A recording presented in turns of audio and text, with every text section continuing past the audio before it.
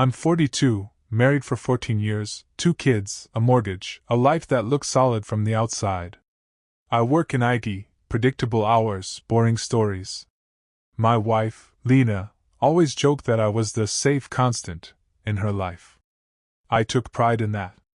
Before everything broke, life felt normal. Not perfect, but familiar. School drop-offs, shared calendars, Sunday grocery runs. She loved fashion, especially this small boutique downtown. It was her happy place. She'd go there after work, come home glowing, arms full of carefully wrapped bags. I never questioned it. Why would I? I trusted her completely. I thought we were past the phase where you worry about stuff like cheating. That was something that happened to other people. If you asked me back then, I would have said we were fine. A little distant maybe, less sex, more routine, but that's marriage, right? I didn't know that while I was clinging to normal, something else was quietly growing in the background, inside a shop I'd never even stepped into. I'm writing this because I still don't know how to carry what happened. Saying it out loud feels impossible. Typing it anonymously feels like the only way. The boutique became part of our rhythm. Just stopping by the store, she'd say, casual, like it was a coffee run. Sometimes she went twice a week. I teased her about being single-handedly responsible for their rent. She started dressing differently too. Nothing dramatic, just sharper. New colors, bolder choices. She looked good, and I told her that. She'd smile, but it felt distracted, like she was somewhere else. She talked about the staff sometimes. They're so nice there. One salesperson in particular came up more than once. He really gets style, she said. I remember that clearly because it struck me as odd. She usually hated being helped. Still, no alarm bells. I trusted her. I trusted us. When she stayed later than expected, I blamed traffic. When she guarded her phone a bit more, I assumed work stress. Looking back, the signs feel obvious, almost embarrassing. But when you're inside your own life, you don't see the cracks forming. You just keep walking, assuming the ground beneath you is solid, until it suddenly isn't. The first real shift wasn't dramatic. It was emotional. She laughed less with me. Conversations felt rushed, transactional. I started feeling like an accessory in my own marriage. She'd come home energized from the boutique, then go quiet once the door closed. Sometimes she showered immediately. Sometimes she seemed irritated for no clear reason. I asked if something was wrong. She said she was tired. I wanted to believe her. I needed to believe her. I told myself not to be paranoid, not to become that insecure husband who imagines problems where none exist. But there was a heaviness in my chest I couldn't explain. A sense that I was slowly being edged out of my own life. At night, lying next to her, I felt a distance that wasn't physical. She was there, but not with me. I remember staring at the ceiling, wondering when we stopped feeling like a team. I still didn't suspect cheating. That word felt too extreme. I thought maybe she was unhappy, or bored, or going through something internal. I thought we could fix it if I just figured out the right way to talk to her. There were red flags. I see them now with brutal clarity. The way she smiled at her phone. The sudden password change. The way she angled the screen away from me. Once, I jokingly reached for her phone to check the weather. She snatched it back, too fast, too sharp. Privacy, she snapped. We argued about it briefly. She accused me of not trusting her. I apologized. That apology still burns. She started picking fights over nothing. Dishes, money, my tone of voice. It felt like she was creating distance on purpose, like she needed a reason to be mad at me. I tried harder. More help with the kids. Surprise dinners. Compliments. None of it landed. Deep down, I think I knew something was wrong. But admitting that would have meant admitting I might lose her. So I chose denial. I chose comfort over truth, and that choice cost me more than I understood at the time. The doubt arrived quietly, then refused to leave. One evening, she said she was closing late at the boutique with friends. That was new. She came home past midnight smelling different. Not perfume, something unfamiliar. I asked how it went. She gave a vague answer, barely looking at me. I felt stupid for caring, stupid for noticing. That night I didn't sleep. My mind replayed every small moment from the past few months, rearranging them into something uglier. The next day, while she was in the shower, her phone buzzed. I didn't look at it. I swear I didn't. But the name flashed across the screen. A man's name I didn't recognize. My heart dropped so hard I thought I might throw up. I still didn't confront her. I told myself there was an explanation. There always is, until there isn't. That was the moment I crossed an invisible line, from trusting husband to quietly terrified man pretending everything was fine.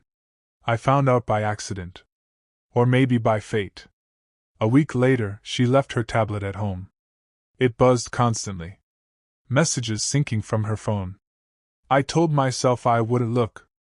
I told myself it wasn't right. Then I saw a preview.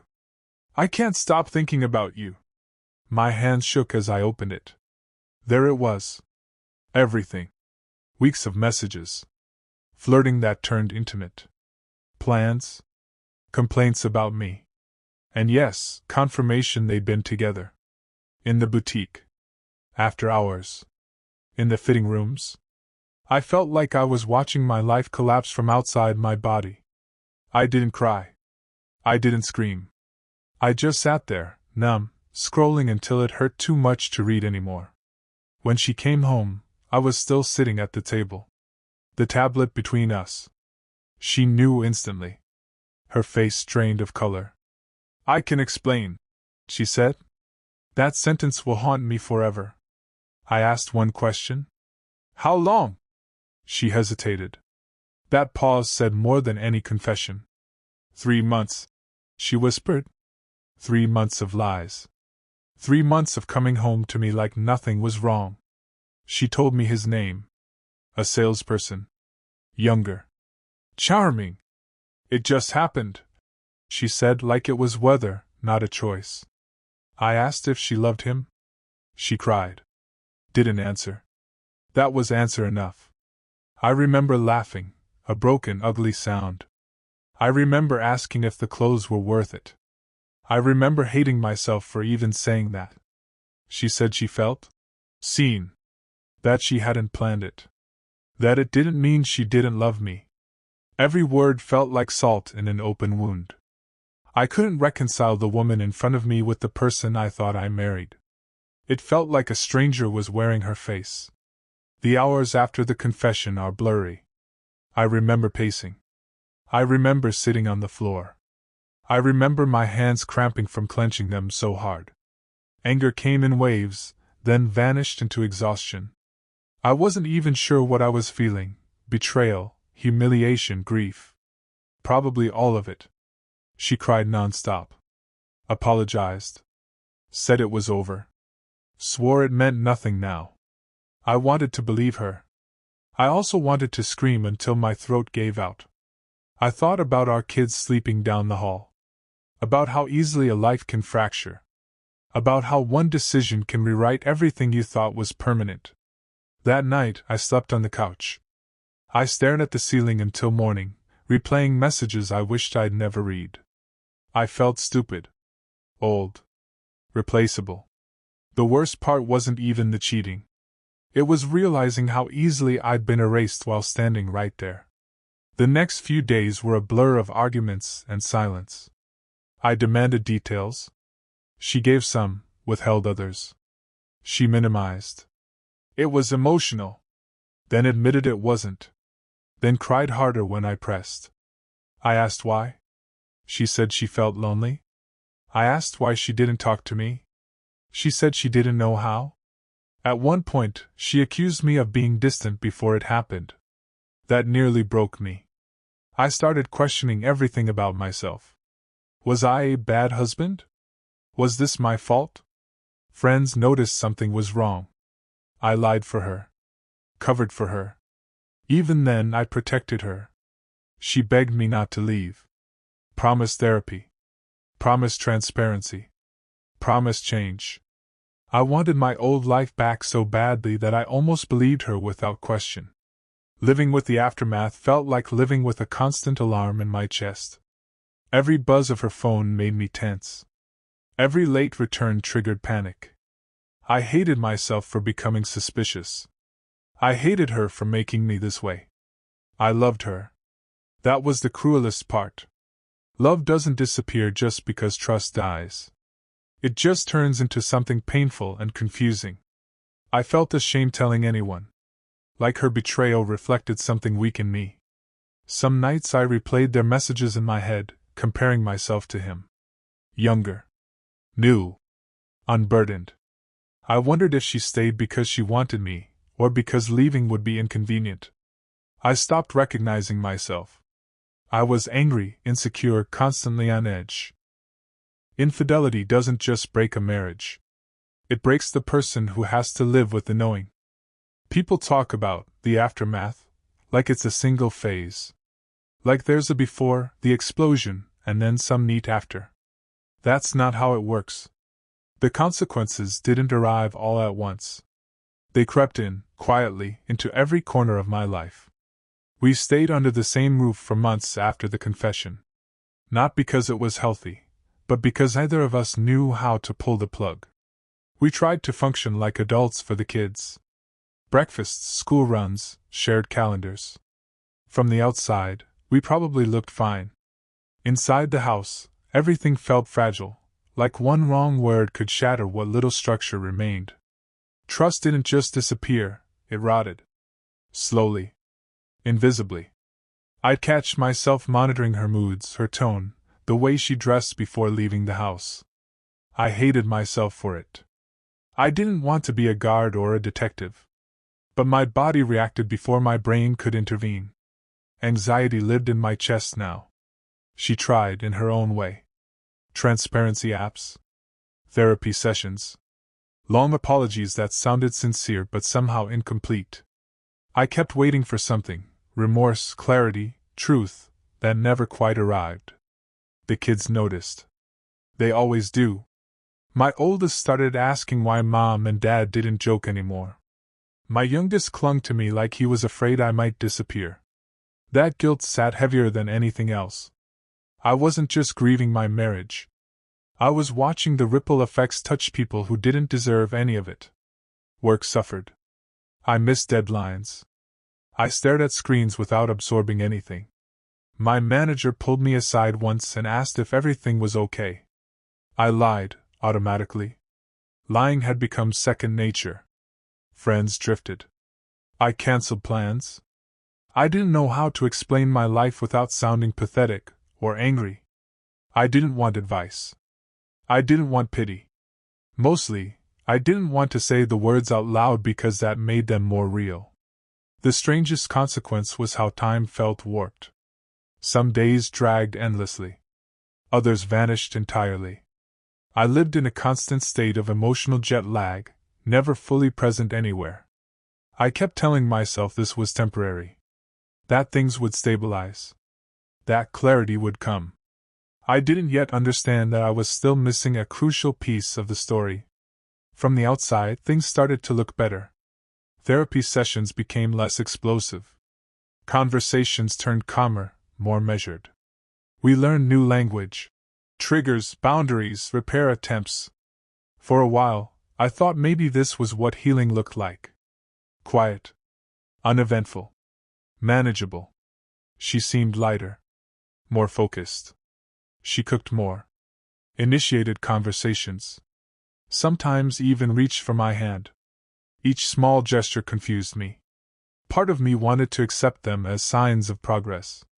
Another part stayed frozen, waiting for the floor to drop again. I asked fewer questions. Not because I trusted her more, but because I was exhausted. There's a special kind of fatigue that comes from constantly preparing for pain. Eventually, your mind just shuts certain doors to survive. She insisted the affair was fully over. That she'd blocked him. That she'd quit that part of her life entirely. I wanted proof, But I didn't know what proof would even look like anymore. Total access still wouldn't undo what I already knew. We started talking about the future in vague terms. Not reconciliation exactly. More like coexistence. Survival. Stability for the kids. Friends noticed we weren't fighting anymore and assumed that meant things were fixed. I let them think that. It was easier than explaining the truth, that calm doesn't mean healthy, and silence doesn't mean peace. There were moments, rare, disarming moments, where I almost felt normal again. Watching a movie together. Laughing at something stupid. Those moments were dangerous. They tempted me into believing a version of reality that didn't fully exist.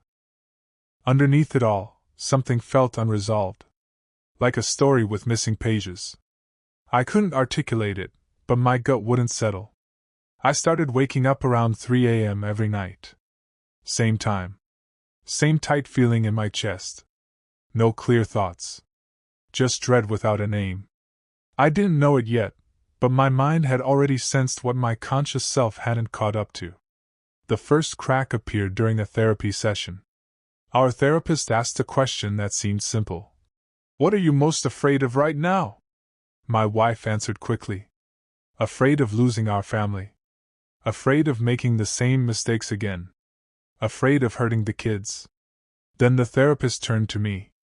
I opened my mouth, and nothing came out. I realized, in that moment, that I didn't know what I was afraid of anymore. I was past fear. Fear implies anticipation. I was living in something flatter, heavier.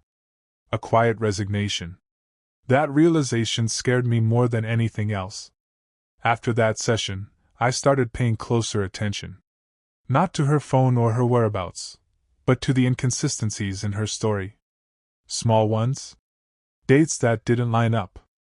Emotional reactions that didn't match the situation. Gaps that didn't make sense. Nothing concrete. Just static. I found myself replaying the early days of the affair, the timeline she'd given me, the 3 months. Something about it nagged at me. Why that number? Why so precise? One evening, after the kids were asleep, I asked her again. Calmly. No accusations? Just asked if there was anything else I should know. Anything she hadn't told me yet. She stiffened. Just slightly. But I noticed. No, she said. Too fast. I didn't push. Not then. I'd learned that forcing answers often just produced better lies. But the question lodged itself deep inside me. What if the betrayal wasn't confined to what I already knew? What if I'd only been handed the version of the truth she thought I could survive? That thought followed me everywhere. To work. To bed. Into my dreams. And once a thought like that takes root, it doesn't let go easily. The unraveling didn't come through confrontation. It came through coincidence.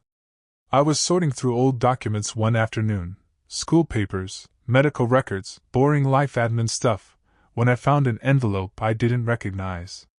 It was addressed to my wife but tucked into a folder labeled with our oldest child's name. Inside was a clinic receipt. Old. Years old. At first, it didn't register. Then the dates hit me. The timing. My hands started shaking. I wasn't sure what I was looking at, only that it didn't belong where it was, and that it predated everything I thought I knew. Predated the boutique. Predated the 3 months. I didn't say anything right away. I needed to be sure. I needed context before I exploded my own life again. Over the next few days, I quietly pieced things together. Old emails. Calendar entries. A timeline that stretched further back than I'd ever imagined. The affair hadn't started at the boutique. The boutique wasn't the beginning. It was the continuation.